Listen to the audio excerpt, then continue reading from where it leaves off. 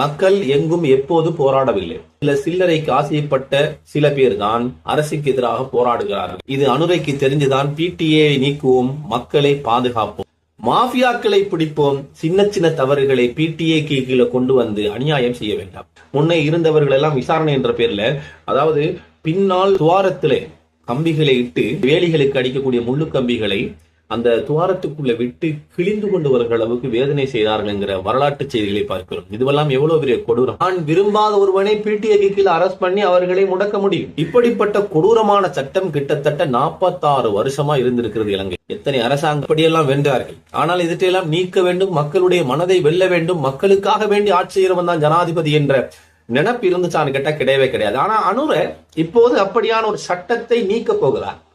நீக்கி மக்களோடு மக்களாக மக்களுக்கு அரசாங்கத்துக்கு எதிரான கருத்துக்களை வெளியிட முடியும், போராட முடியும் என்று மக்களுக்கு ஆதரவாக களம் இறங்கி இருக்கிறார்.